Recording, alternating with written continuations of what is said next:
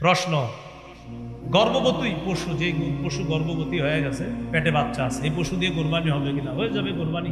কোরবানি কি হবে? হয়ে যাবে। যদি সন্তান প্রসব আসন্ন হয়, যে তাড়াতাড়ি এই কি 2 দিনের মধ্যে হইতে পারে প্রসব, আর কোরবানিও সময় ঘনিয়ে গেছে, এক্ষেত্রে এই পশু দিয়ে কোরবানি করা মাকরুহ। অন্য আরেকটা পশু দিয়ে কোরবানি করেন, এটা দিয়ে না করা ভালো, এটা দিয়ে না করা ভালো। হ্যাঁ, কোরবানির নিয়তে ভালো পশু কিনছেন, কেনার পর এমন দোষ দেখা গেছে, যে দোষগুলো এতক্ষণ বলছি, কানা, অন্ধ, লুলা, যেই দোষের কারণে কোরবানি হয় না, কেনার পরে দোষগুলো ধরা পড়ছে। এখন কি করবেন? কি করবেন? কোরবানি হবে না এটা দিয়ে, আরেকটা কিনবেন। কেনার পর দোষ ধরা পড়ছে, এটা দিয়ে কোরবানি হবে না, আরেকটি পশু ক্রয় করতে হবে। পশুর বয়সের ব্যাপারে ক্রেতাগণের অভ্যাস হলো, ও বলবে আপনাকে এটার বয়স 25 মাস, এটা 26 মাস এই গরু। তা আপনি বলবেন, ভাই সত্যি করে বলেন, 2 বছর কিন্তু হইতে হবে গরু। হুজুর বিশ্বাস করেন, 14 গোষ্ঠীর কসম, 25 মাস, কথার কথা। এখন আপনি যদি কিনে আনেন, আনার পর আপনি তাকে বিশ্বাস করে কিনে আনে, এটা যদি কোরবানি করেন, কোরবানি হয়ে যাবে। তার কথা বিশ্বাস করে এটা কোরবানি করলে কোরবানি হয়ে যাবে। এই জন্য ক্রেতা ভাই যারা আছে, আমরা মিথ্যা কথা না বলি বয়সের ক্ষেত্রে। বন্ধা পশু, এটা দিয়ে কোরবানি হবে কিনা? বন্ধা পশু, হ্যাঁ, বন্ধা পশু দিয়েও কোরবানি হয়ে যাবে। কোরবানির পশু জবাই করা উত্তম কে? যার পশু সে জবাই করা উত্তম। যিনি পশু কোরবানি করবে, যার পশু তিনি জবাই করা উত্তম।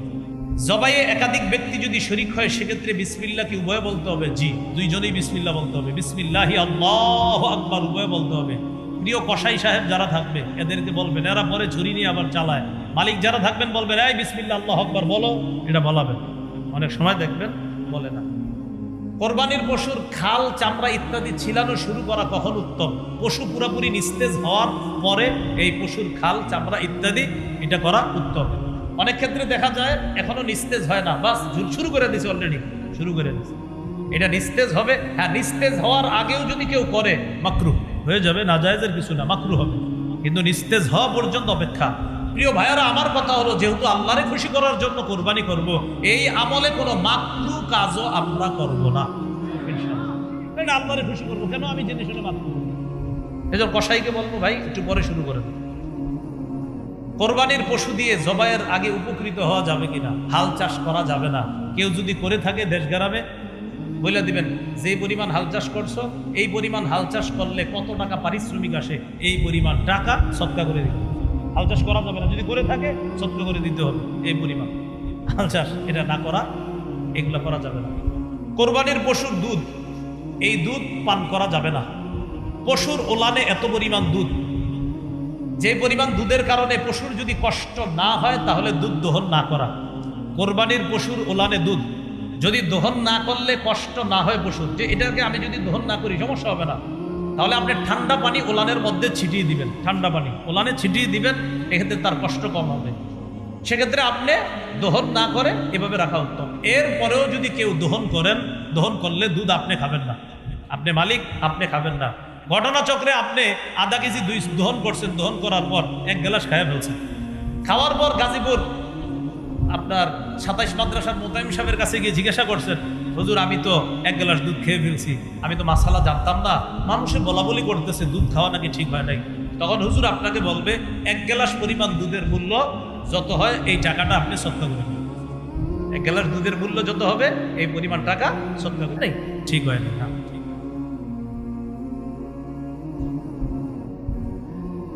শরীক কয়েকজন মিলে কোরবানি করলে কোনো শরীকের যদি মৃত্যু হয়, সেক্ষেত্রে কি করণীয়? মন দিয়ে বুঝেন। 3 জন কোরবানি করবে, 50, 50, 50, কত হলো? 1.5 লাখ। একজন শরীক মারা গেছে, তাহলে কয় হাজারওয়ালা শরীক মারা গেছে? 50,000। ওয়ারিশরা যদি বলে কোনো সমস্যা নেই কোরবানি করেন, ওয়ারিশরা যদি বলে সমস্যা নেই কোরবানি করেন, তো করে ফেলবে, সমস্যা নেই। কিন্তু ওয়ারিশরা যদি বলে না, আব্বার 50,000 টাকা আমরা দিতে চাইতেছি না, এক্ষেত্রে ওয়ারিশদেরকে টাকাটা দিতে হবে, কারণ এখন আর টাকার মালিক যে মারা গেছে সে না, ওয়ারিশরা, তাই তাদের টাকাটা তাদেরকে দিয়ে দিতে হবে। এক্ষেত্রে নতুন আরেকজনকে শরীক বানাইতে পারবেন, এটা সুন্দর কথা। আরেকজনে বলবেন 50,000 টাকা দিয়ে শরীক হোক, ওই টাকাটা নিয়ে ওয়ারিশদেরকে দিয়ে দিতে হবে। তাহলে প্রথম কথা, ওয়ারিশরা যদি অনুমতি দেয় করেন, করে ফেলবেন। অনুমতি যদি না দেয় করা যাবে না, 50,000 টাকা ফিরিয়ে দিতে হবে।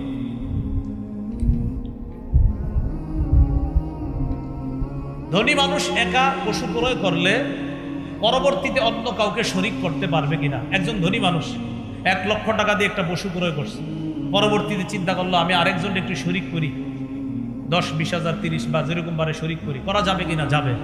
যেই পরিমাণ টাকা দিয়ে শরিক করবেন ওই পরিমাণ টাকা আপনি না খায়া দান করে দিন। বাকি খাইতে পারবেন, পারা যাবে, কারণ 1 লক্ষ টাকা দিয়ে কিনছে, তো একজনে শরিক করছে, যে পরিমাণ টাকায় শরিক করছেন ওই টাকাটা আপনি নিতে পারবেন, সমস্যা নাই। তো ফুকাহায়ে কেরাম বলে এটা আপনি না নিয়ে এটা দান করে দেওয়া ভালো, বাকি নিতে পারবেন। মৃত ব্যক্তির পক্ষ থেকে কোরবানি করা জায়েজ আছে কিনা? জায়েজ আছে। কোরবানির গোশত 3 দিনের বেশি জমিয়ে রাখা যাবে কিনা? জায়েজ আছে।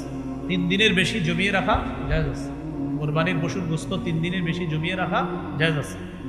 কোরবানির গোশতের 1/3 গরিব মিসকিনকে, 1/3 আত্মীয় স্বজনদেরকে, আর 1/3 নিজে রাখা, এটা কি ওয়াজিব না উত্তম? এটা উত্তম। বলেন এটা কি? 1/3 গরিবকে দেওয়া উত্তম, 1/3 আত্মীয় স্বজনকে দেওয়া উত্তম। এটা ওয়াজিব না, এটা উত্তম। কেউ যদি না দেয় তাকে নিন্দা তিরস্কার করা যাবে না। বাকি এক্ষেত্রে আপনাদের উদ্দেশ্য পরামর্শ হলো কৃপণতা না করে দিয়েন। কেউ যদি না দেয় তাকে তিরস্কার করা যাবে না। আমিও তিরস্কার করছি না, বাকি শুধু এটুকু বলছি কৃপণতা না করে গরিবদেরকে দিয়েন, আত্মীয় স্বজনদের কাছেও পাঠায়েন। যদি না পাঠান আপনাকে তিরস্কার করা হবে না। বাকি বলছি আপনি একটু কৃপণতা না করে দিয়েন। আল্লাহ তৌফিক দান করুন। কোরবানির গোশত কখন খাওয়া উত্তম? কোরবানির দিন 10ই জিলহজ যিনি কোরবানি দিবে তিনি সর্বপ্রথম কোরবানির গোশত দিয়ে শুরু করা উত্তম। কোরবানির দিন 10ই জিলহজ যিনি কোরবানি দিবে ওই দিন সর্বপ্রথম কোরবানির গোশত দিয়ে তার খাবার খাওয়াটা উত্তম। এই সুযোগ সুবিধা 11 তারিখ 12 তারিখের জন্য না, এটা শুধু 10 তারিখের জন্য। আবার বলছি, কোরবানি তো 11 তারিখেও হয়, 12 তারিখেও হয়। কেউ যদি 12 তারিখে দেয় সে প্রথম গোশত খাবে, এই সুন্নত না, এটা না। এই সুন্নত শুধু 10 তারিখে। 10 তারিখে প্রথম যে কোরবানি করবে সে প্রথম গোশত খাবে, এটা হলো 10 তারিখের সুন্নত, 11 বা 12 তারিখের সুন্নত নয়।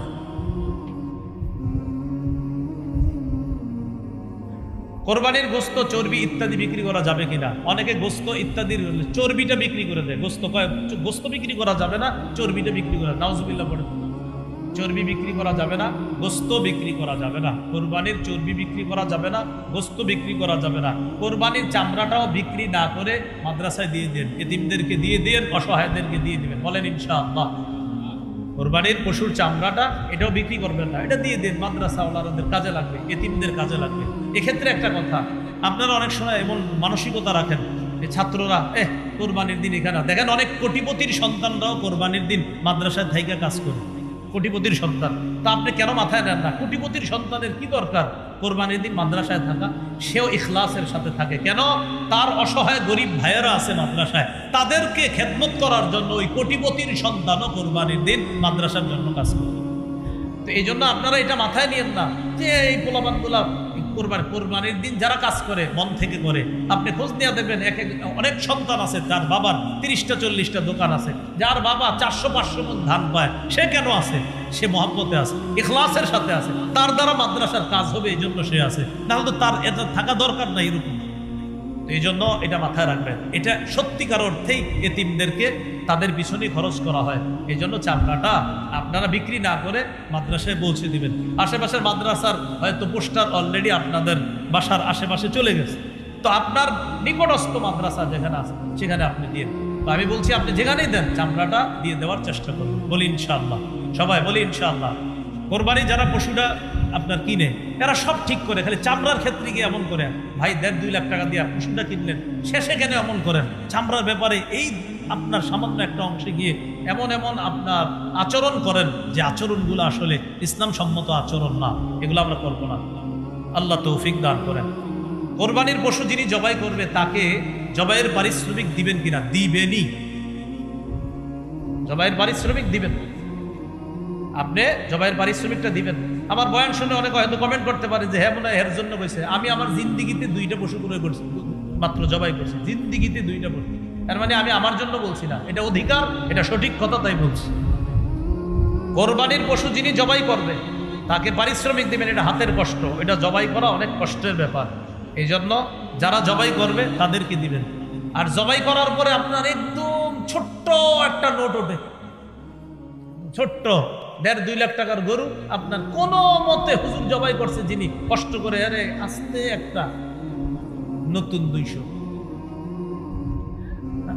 এটা তো আপনার শরম করা উচিত ভাই, সত্যি বলছি। হ্যাঁ, আপনার শরম লজ্জা থাকা উচিত, এটা শরম লজ্জা থাকা উচিত।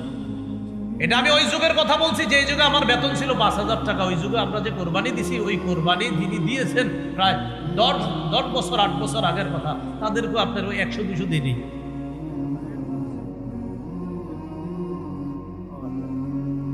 সেটা আমি জানি না। আচ্ছা, যাই হোক, আপনারা এই জায়গায় একটু মহাব্বতের ইয়া রাখেন, এই জন্য এইরকম 100-200 পরে কারে, এটা কি কোনো কথা?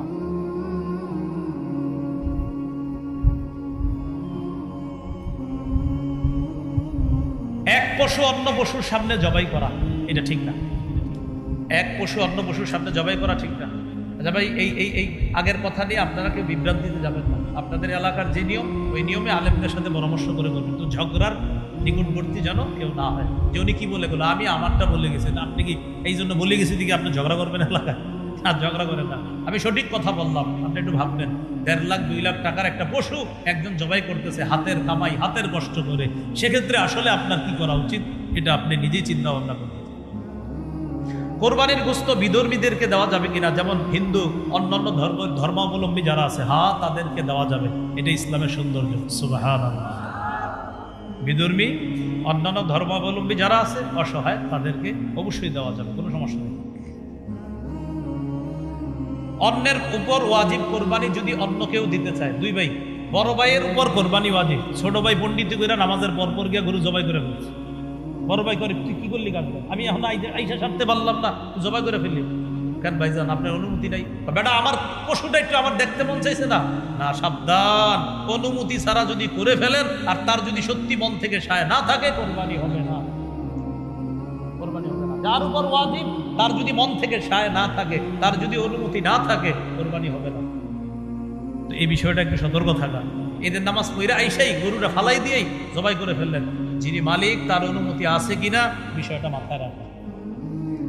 কিভাবে কোরবানি করা একটু আমার সাথে বলেন। একজনের পক্ষ থেকে বলেন, 2 জনের পক্ষ থেকে, 3 জনের পক্ষ থেকে, আব্দুর রহমানের পক্ষ থেকে, আব্দুর রহিমের পক্ষ থেকে, জামিলা খাতুনের পক্ষ থেকে, আয়েশা খাদিজার পক্ষ থেকে আল্লাহর নামে জবাই করলাম। কার নামে জবাই? কার পক্ষ থেকে? বান্দার। বলেন কার নামে জবাই? আল্লাহ। বলেন কার নামে জবাই? কার পক্ষ থেকে? বান্দার। বলেন কার নামে জবাই? কার পক্ষ থেকে? এই কথাটা মাথায় রাখ। আমরা ইনশাল্লাহ এই বিষয়টা গুরুত্ব সহকারে মাথায় নিব। কোরবানি দাতার জন্য নিজের কোরবানির গোশত খাওয়া কি মুস্তাহাব? কোরবানি দাতার জন্য নিজের গোশত খাওয়া, অনেকের গরুর গোশত সমস্যা আছে, খায়েন কোরবানির গোশত একটু হইলেও খায়েন, এটা মুস্তাহাব, এই আমলটা করা চাই, এটা সমস্যা নেই, করা যাবে। হাজী সাহেব যারা আছে আপনাদের আত্মীয় স্বজন, তাদের কি মাসালা? এই বিষয়টা ওলামা হজরত হয়তো আলোচনা করে থাকে। এই বিষয়টা একটু গুরুত্বপূর্ণ বিষয়। ওখানে যেটাতে একটা দমের শরিক, আপনার ওখানে দমের শুকর, ওখানে যেটা করে এটা দমের শুকর। হাজী সাহেব যদি মুসাফির না হয়, যিনি হজ করতে গেছে উনি যদি মুসাফির না হয়, ওনার উপর কোরবানি ওয়াজিব। উনি সেটা কি সৌদি আরব দিবে না বাংলাদেশে দিবে, এটা তিনি জানেন। মুসাফির যদি হয় তো ওনার উপর কোরবানি ওয়াজিব না। মাথায় রাখবেন, হাজী সাহেব ওখানে যেটা করতেছে এটা দমে শুকর, ওটা করা লাগবে, এটা হজের অংশ। ওখানে যেটা জবাই করে এটা হজের অংশ। এবার আসেন কোরবানির বিষয় কি? কোরবানির বিষয় হলো হাজী সাহেব যদি মুসাফির না হয় তার উপর কোরবানি ওয়াজিব। সেটা সৌদি আরব যদি দিতে চায় তিনি দিতে পারবে, বাংলাদেশে দিতে চাইলে দিতে পারবে। আর যদি তিনি মুসাফির হয় তাহলে তার উপর কোরবানি ওয়াজিব না। এজন্য মুআল্লিম যারা থাকে তারা জানে আমার হাজিরা কি মুসাফির না মুকিম, ওরা ভালো বলতে পারবে। যদি হাজিরা মুকিম হয় তো কিন্তু কোরবানি লাগবে।